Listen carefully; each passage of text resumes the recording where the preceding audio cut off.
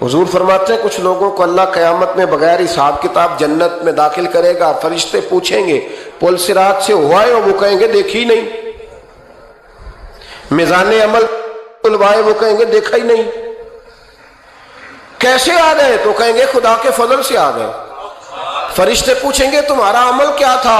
وہ کہیں گے کچھ بھی نہیں، عام لوگوں کی طرح نماز پڑھتے تھے، روزہ رکھتے تھے، حج فرض ہوا تو کیا، زکوٰۃ اگر ہمارے اوپر لاگو ہوئی تو دی، عام روٹین کے معاملات۔ تو فرمائے اتنی بڑی فضیلت کے بغیر حساب کتاب جنت، کوئی تو وجہ ہوگی۔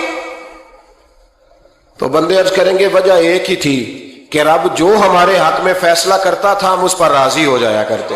علامہ اقبال نے ایک بات لکھی ہے، اقبال کہتے ہیں جب میں لندن میں وکالت کرتا تھا تو ایک خاتون تھی، لیڈی بارنس اس کا نام تھا، چھوٹے موٹے مقدمات لے کے وہ میرے پاس آتی تھی۔ بی بی ایک ہوٹل چلایا کرتی تھی، اس کا خامند جو تھا وہ فوج میں ملازم تھا۔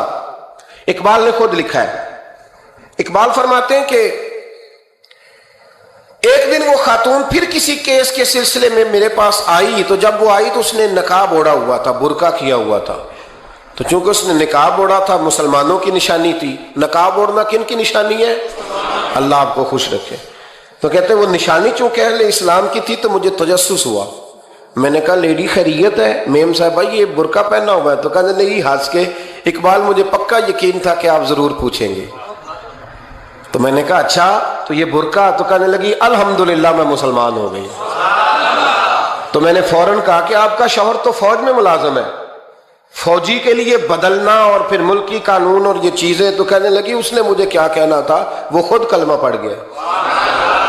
تو کہتی ہیں میں اور متجسس ہوا، وہ کیس کی بات کرتی تو میرا تجسس بڑھ گیا۔ میں نے کہا تو کیس چھوڑ یہ بتا کلمہ کیسے پڑھا؟ تو کہنے لگی اقبال اصل بات یہ ہے کہ میں نا بے اولاد تھی، خامد بھی بڑے اچھے پیسے کماتا، میں خود بھی ہوٹل چلاتی، پر ڈپریشن اور ٹینشن اور بلا وجہ کی پریشانیاں جان نہیں چھوڑ۔ یہ ٹینشن اور ڈپریشن کا نا مجھے عربی ترجمہ کوئی نہیں ملا۔ یہ ڈپریشن اور ٹینشن کا نا میں نے تلاش کیا ہے، لیکن مجھے عربی لغت کے اندر ان کے معنی مجھے لگتا ہے کہ اس زمانے میں یہ چیزیں تھی ہی نہیں، ہوتی تو ان کا کوئی نام بھی، یہ آج ہے نا تو اس لیے آج کے زمانے میں ہی نام ہے، مفت کا، مفت کی پریشانی۔ تو کہتی ہے مجھے ٹینشن اور ڈپریشن رہتی تھی ہر وقت، بڑی میں پریشان رہتی تھی۔ میرے ساتھ ایک عجیب واقعہ ہوا کہ میرے ہوٹل میں نا ایک بابا جی برتن مانجتے تھے، بوڑھے آدمی تھے، 70 سال کے قریب عمر تھی۔ ان کا ایک بیٹا تھا، ایک بہو تھی، ایک پوتا تھا، لیکن وہ بیچارے بیٹا بیمار رہتا تھا تو لہذا وہ خود مزدوری کرتے۔ کہتے ہیں ایک دن وہ بابا جی میرے پاس آئے، کہنے لگے میم صاحبہ 2-4 دن کی چھٹی چاہیے۔ تو میں نے کہا خیریت ہے؟ کہنے لگے میڈم میرا بیٹا فوت ہو گیا۔ بیٹا، آپ کو پتہ ہے باپ کا جنازہ پڑھنا آسان ہے، بیٹے کا جنازہ اٹھانا بڑا مشکل کام۔ کہتی ہے میں کچھ لکھ رہی تھی، میرے ہاتھ سے قلم گر گیا، میں نے خود گاڑی بھیجی، بابا جی گاؤں چلے گئے جہاں وہ رہتے تھے۔ کہتی 2-3 دن کے بعد میں اور میرا شوہر گئے تو رستے میں ہم باتیں کر رہے تھے کہ کیا تعزیت کریں گے، ایک ہی بیٹا تھا، کوئی رشتہ دار بھی نہیں، تو اس کی تو کائنات اجڑ گئی، کن لفظوں سے اسے تعزیت کیا کہیں گے؟ کہتے جب ہم گئے تو وہ ٹوٹی ہوئی چٹائی پہ بیٹھا تھا، کچھ لوگ قریب تھے، ہم نے جا کے کہا بابا آپ مسلمان ہیں، ہم آپ کو کیا نصیحت کریں، ایک ہی بیٹا تھا، کہ کس طرح کر کے ہم آپ کو تسلی دیں؟ تو کہتے ہیں اس نے آنکھیں کھولی، بوڑھی آنکھوں میں ایمان کی روشنی، کہنے لگا بی بی کیا تعزیت کی بات کرتی ہو، میں نے کوئی پیسے جمع کرا کے بیٹا لیا تھا، خدا نے فضل سے دیا تھا، عدل سے لے گیا ہے، میں اپنے رب کے فیصلے میں بڑا راضی ہوں، اللہ بڑا کریم ہے، وہ لے گیا، اس کا مال تھا۔ آپ یقین کریں ہمارے دیہاتی لوگ یہ کہا کرتے تھے، میں نے کانوں سے سنا ہے، ایک بوڑھے آدمی کا ایک دفعہ بیٹا فوت ہو گیا تو کسی نے اس سے کہا بابا چھوٹی عمر میں بچہ چلا گیا، تو مجھے لفظ نہیں بھولتے، کہنے لگے پتر اللہ دی فصل ہے، کچی وڈے تاویں ہو دیے۔ سنا ہے آپ نے بھی کبھی یہ فکرہ، کچی وڈے تے پکی لے گئے تے تاویں ہے جو ہو دی، تو جب اس کا جی چاہا وہ لے گیا۔ اللہ اکبر۔ وہ خاتون کہتی ہے کہ وہ بابا جی سے میں نے کہا کہ چلو آپ 1 مہینے کی چھٹی کر لے، تو کہنے لگا نہیں میڈم میں مسلمان ہوں، مفت کی روٹی نہیں کھاتا، مزدوری کر کے کھاتا ہوں، میں انشاءاللہ 2-3 دن کے بعد کام پہ آ جاؤں گا۔ कहते हैं वो चंद दिनों के बाद आ गया। अल्लाह की कुदरत के अभी 2-3 माह गुजरे थे, फिर आया। मैडम छुट्टी चाहिए कुछ दिनों की। मैंने कहा खैरियत है? कहने लगे वो मेरी बहू भी हार्ट अटैक से फौत हो गई। कहते अब मैं भी तड़प गई और ईसाई हो के मेरी आंखों में आंसू आ गए। मैंने कहा घर का दरवाजा बंद हो गया, अब ये बेचारा क्या करेगा। वो अपने शौहर के गम में हार्ट अटैक से फौत हो गई। कहते हम फिर 2-3 दिन के बाद ताजियत के लिए गए, फिर टूटी हुई चटाई, बूढ़ा ना अपनी उंगलियों से जमीन पर कुछ बना रहा। कहते करीब गई और मैंने जाके कहा बाबा अब तो तसल्ली आपने खुद ही करनी है, जो निजाम था वो तो हो गया। तो कहते हैं फिर उसने आंखें खोली, आसमान की तरफ देखा तो कहने लगा बेटी कोई परेशानी नहीं, मेरा बेटा बगैर शादी के भी तो फौत हो ही सकता था ना। बस मेरे मालिक ने जब चाहा जैसे चाह हुआ। मैं इंशाल्लाह 2-4 दिन के बाद काम पे आऊंगा। ये मेरा 3-4-5 साल का पोता है, अभी स्कूल दाखिल हुआ है, मैं साथ ले आऊंगा, वहां मेरे साथ ऊपर क्वार्टर में जहां मैं रहता हूं ये भी रहेगा। कहती है मैं सख्ते में आ गई उसकी कैफियत देख के। वो पोते को साथ ले आया। कभी कभी मैं देखती छत पे खड़े होके कि दादा घोड़ा बना हुआ है और पोता सवारी कर रहा है। वो सवेरे उठता, उसको स्कूल छोड़ के आता, शाम को लेके आता, प्यार करता, मोहब्बत करता। तीसरी मंजिल पर हमने क्वार्टर दिया हुआ था, वहां दादा पोता रहते। अल्लाह तू बड़ा बेनियाज है। कहती है इकबाल एक दिन ना पोता ऊपर वाली मंजिल पे खेल रहा था, उसका पैर फिसला, वो गर्दन के बल जमीन पे गिरा। मुझे खबर हुई तो मैं दौड़ी, एम्बुलेंस मंगाई। खून से लिथड़े हुए उस बच्चे को दादे ने अपनी गोद में रखा। और जब हम अस्पताल की तरफ गए तो हॉस्पिटल बाद में आया, जनाबे इजराइल पहले आ गए और कहते हैं वो गोद में दम तोड़ गया। फिर दादे ने उसे अपने हाथों से गुस्ल दिया, फिर उसने अपने बूढ़े हाथों से कब्र खोदी और फिर मिट्टी डाल के कहने लगा इन्ना लिल्लाहि व इन्ना इलैहि राजिऊन। जे सोना ही मेरे दुख विच राजी, जे सोना ही मेरे दुख विच राजी। फिर सुख नू चुल्ले डावा। कहते वो मिट्टी डाली उसने और जब वो वापस पलटा तो मैं बाजू से थाम के होटल करीब लाई और मैंने उसके करीब कहा कि बाबा तू टूट गया है, तू बिखर गया है।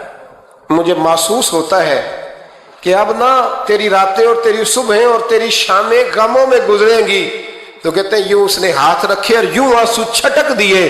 कहने लगा मैडम क्यों मेरे अंदर कोई अकीदा नहीं, मैं कोई लवारस हूं, मेरा कोई रब नहीं, मैं क्यों परेशान रहूंगा। मैं तो पका हुआ फल हूं, थोड़े दिन गुजरेंगे कब्र में जाऊंगा और जब जन्नत में जाऊंगा तो अल्लाह मेरी बेटे से भी मुलाकात कराएगा, मेरे पोते से भी मुलाकात कराएगा, मेरा रब सारी मुलाकातें करा देगा। मैं अपने अल्लाह की रजा पे बड़ा राजी हूं। वो खातून कहती है मेरा और मेरे शौहर का कलेजा फटने लगा। मैंने कहा बाबा ये जज्बा कहां से मिलता है, ये सुकून कहां से आता है, ये कैफियत कैसे मिलती है। मुझे कहने लगा तूने लेनी है। मैंने कहा तो कहने लगा तू भी गुंबद खजरा वाले नबी का कलमा पढ़ जा, तू भी रसूलुल्लाह का कलमा पढ़ जा।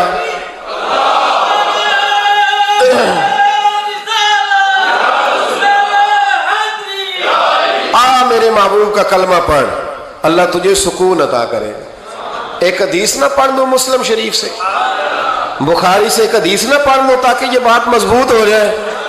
हजरत अबू तलहा रदी अल्लाह ताला, बेटा शदीद बीमार है, मजदूर आदमी थे, कई दिनों से घर थे। बीवी कहने लगी अगर आप घर में बैठे रहेंगे तो खाएंगे कहां से, जाओ आप मजदूरी करो, मैं बेटे को देखती हूं। अबू तलहा मजदूरी करने चले गए। शाम को आए तो बेटा फौत हो चुका था। औरतें बेहौसला होती है ना अक्सर, पर बीवी ने सफेद कपड़ा डाल के कमरे में रख दिया। बेटा, माँ और बेटा को नाप तक था रिश्ता, बेटे में सफेद चादर डाल के कमरे में रख दिया। हजरत अबू तलहा अंसारी आए, बेटे का क्या हाल है। कहने लगी अल्लाह की रहमत में है। अल्लाह की, कैसा जुमला है, अल्लाह की रहमत में है। खामद ने खाना खाया, बीवी से मिलने को दिल किया तो मुलाकात हुई।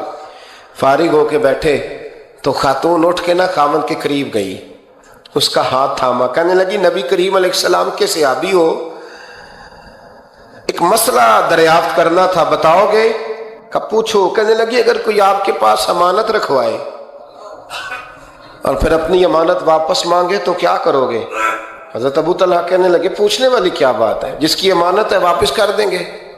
اب زوجہ روئی, اب صبر والی بی بی روئی, اب ماں روئی, آنسو ٹپکے, آنچل سے پوچھ کے کہنے لگی ابو طلحہ وہ بیٹا بھی اللہ کی امانت تھا اور رب اپنی امانت لے گیا ہے, اٹھو غسل کفن کا بندوبست کرو. حضرت ابو طلحہ اٹھے, ہامتے کامتے ہاتھوں سے غسل کفن دیا, مسجد نبوی میں پہنچے, محبوب کی بارگاہ میں عرض کیا تو رسول کریم فرمانے لگے تیرے اور تیری بیوی کے عمل سے اللہ بھی بڑا راضی ہے, اللہ کے رسول بھی بڑے راضی ہیں اور اللہ تجھے برکت عطا کرے گا. صحابہ کہتے ہیں پھر اللہ نے انہیں 9 بیٹے عطا فرمائے. پھر اللہ نے انہیں, اللہ کی رضا پہ راضی رہنا سیکھو, اللہ کے قریب چلے جاؤ گے, اللہ کی رضا پہ. حضرت سفیان ثوری دعا مانگ رہے تھے, یا اللہ راضی ہو جا, یا اللہ راضی ہو جا, یا اللہ راضی ہو جا, دعا مانگ رہے تھے. بی بی رابعہ بصری پردے کے پیچھے بیٹھی تھی, جب دعا لمبی ہو گئی تو کہنے لگی سفیان بس کر, کوئی اگلا لفظ بھی بول, بس کر. آپ فرمانے لگے تجھے کیا ہوا؟ تو کہنے لگی تو کب سے کہہ رہا یا اللہ راضی ہو جا, یا اللہ راضی ہو جا, پہلے اپنے دل پہ ہاتھ رکھ کے بتا تو اللہ سے راضی ہے؟ تو راضی ہے اللہ سے؟ تو روز نہیں کہتا پیسے نہیں ہے میرے پاس مجھے دے, تو روز نہیں کہتا یا اللہ فلانی چیز کوئی نہیں دے, اے اللہ فلاں کو دے دیا مجھے کیوں نہیں دیتا معاذ اللہ, تو روز شکوے نہیں کرتا؟ فرمایا پہلے تو راضی ہو جا. ترمذی شریف کی حدیث ہے, میرے نبی کریم علیہ السلام نے فرمایا تم اللہ کے دیے ہوئے تھوڑے رزق پہ راضی ہو جاؤ, اللہ تمہاری تھوڑی عبادت سے راضی ہو جائے.